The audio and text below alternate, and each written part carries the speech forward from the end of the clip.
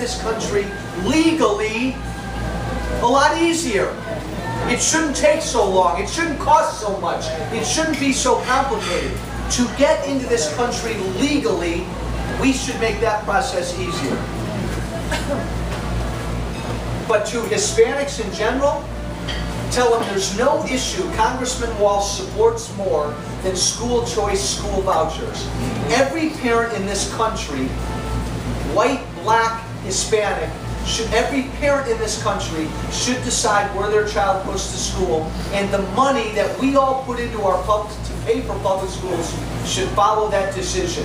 Parents, not bureaucrats, should decide where kids go to school. And low-income Hispanics, blacks, and whites support this idea. The group of people that don't support this idea are the teachers' unions, African American leaders, when even the rank and file want this freedom. Every Hispanic parent in Carpentersville should be free to send their child in a Catholic school down the street, and the finances, the tax dollars, should follow that decision. There's no more important issue in this country than improving our schools. And the only way, the fastest way you're going to improve our schools is to empower the consumers. Think about it. Bill Bennett, Reagan's former education secretary, back in the 80s said one of the greatest lines ever. Only in this country do you pay a price if you make a bad hamburger week after week. If you make a bad hamburger week after week, you will be out of business within 2 or 3 months.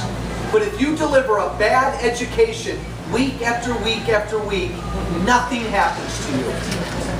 Change that. Empower the consumers. I'm pretty fired up for only a cup and a half of coffee. I like the town hall. Do you like the town halls? It took me a while to get used to them because I like the give and take, the hit each other. It's a great way to reach people who don't come to town halls. We're doing another one Monday night, I believe. Our president has appointed a number of czars. Are you serious? All of whom I believe have staffs, offices, budgets, spend money, probably make some kind of decisions that we never hear about. Did Congress do anything about not funding the czars, or is that the president, or as one lady on TV said, that's Obama's money, he gets it from his stash? Can we stop funding czars, especially when they're not accountable? We don't know what they're doing. No one ever tells us what they're doing. I never see it in the Chicago Tribune. Well, I don't know what the czars are doing, but I strongly suspect it's not for my benefit. Like everything else, President Obama didn't start this concept of czars. President Obama didn't start the concept of executive orders. Prior presidents did the same thing. You know, maybe it's because I teach this stuff. Our founders never, ever, ever envisioned a presidency this strong. What did they always want to be the strongest branch? The House. House. The branch, and in fact, Congress. You're in it. Congress, but the House, because that's the branch closest to the people. In the last 100, 140 years, we've grown the power of the presidency to the detriment of Congress. Like everything else, this president has taken every bad thing and he's magnified it. So he's taken the concept of czars and he's doing it 3 to 4 times full. Same thing with executive orders. Congress needs to have the fortitude to fight back.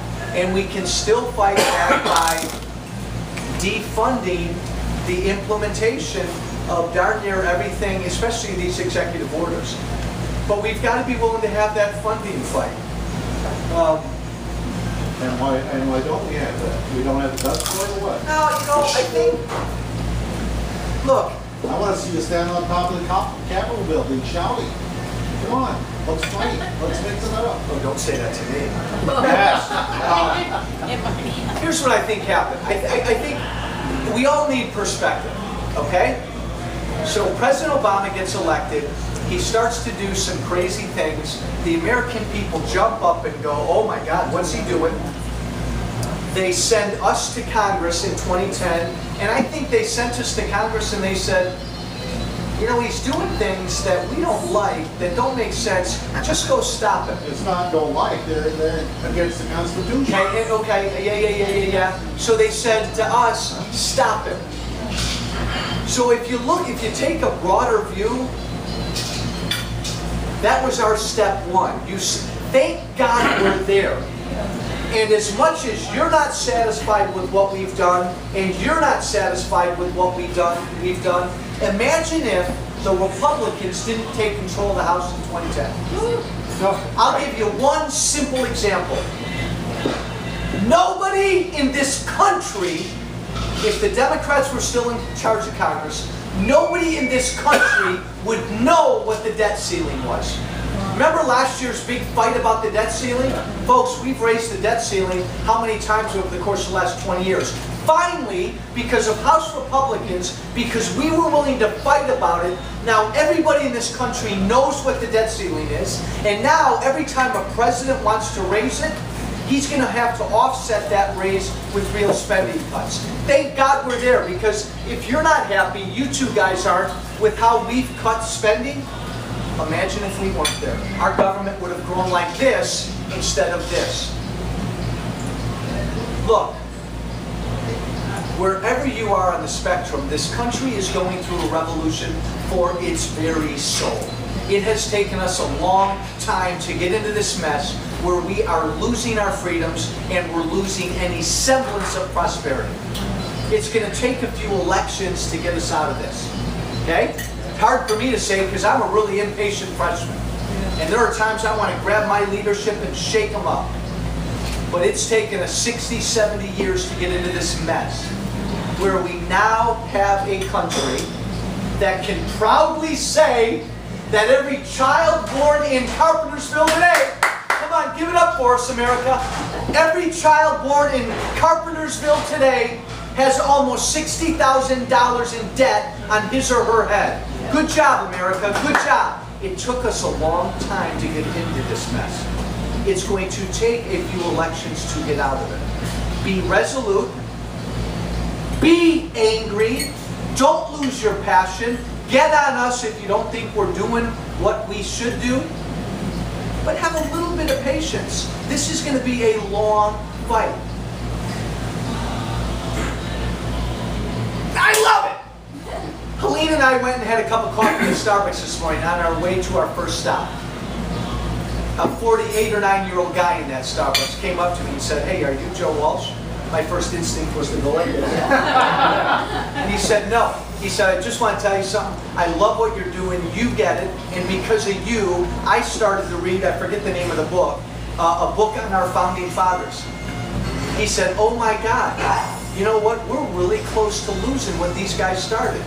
I almost kissed him. I said, exactly, we are. People are starting to get it. This is great. I mean, I go to bed every night exhausted because this is a tough, tough fight. But it's going to take a few elections. To me, the next step in this revolution, even if you don't love Mitt Romney, the next step is to get Romney elected. Because let's go back to what I said 10 minutes ago. All due respect, Mr. President, he doesn't have the first clue of understanding of what America's all about. We got to get him out of the White House.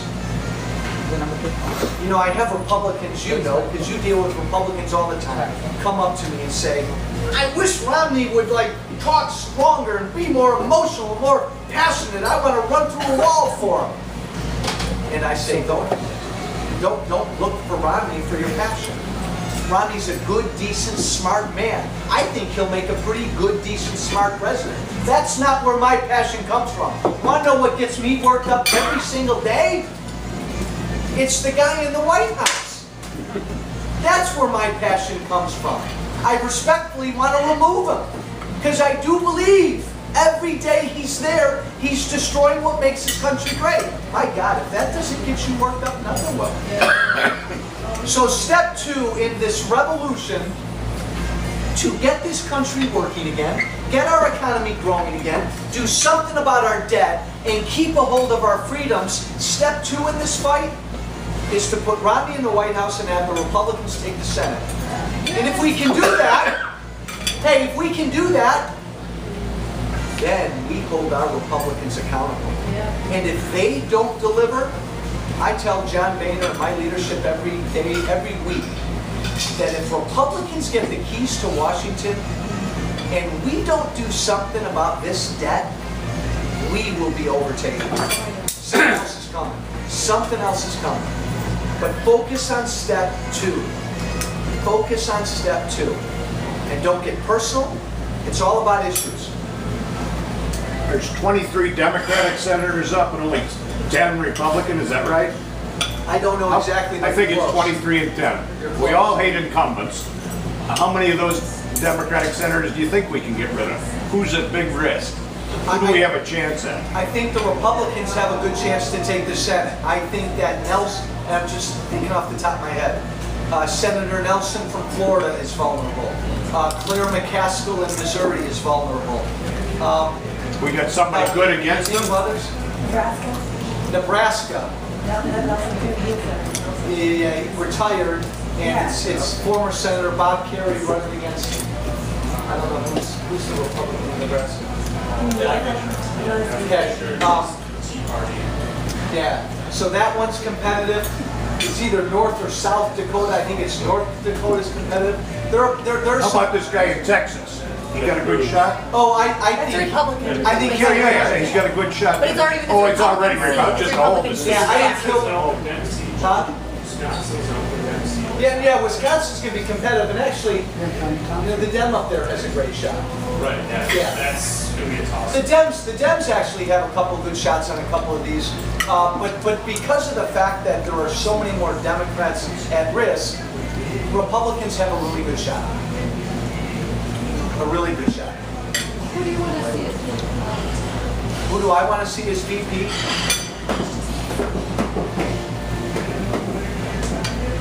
I'm never supposed to give an answer. No.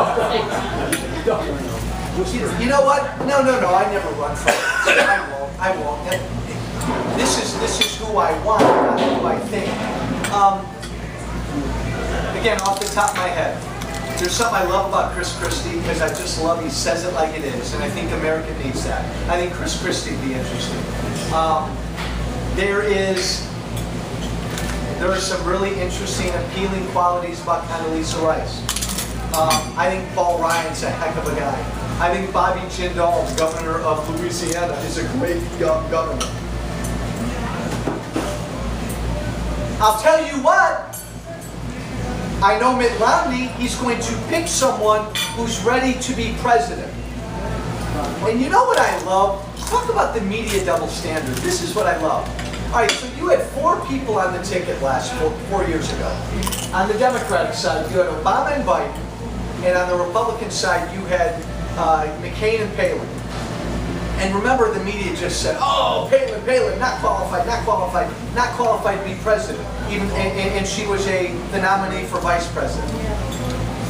She was so much more qualified than Barack Obama to be president, but the media never talked about that. I think Mitt Romney will make sure, and this is what every presidential nominee should do, Mitt Romney will pick someone who is ready to be president on day 1. That's what you owe to the country.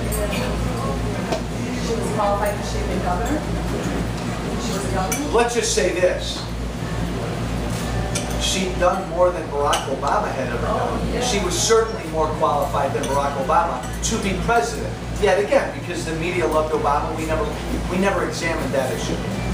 But that's all right. We know that going in. She didn't have the responsibility as governor of Alaska to be able to push that nuclear plug.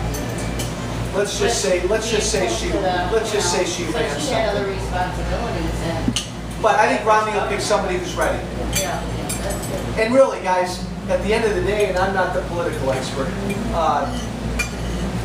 you can maybe find an election or two in history where a vice presidential pick has really made a whole heck of a lot of difference.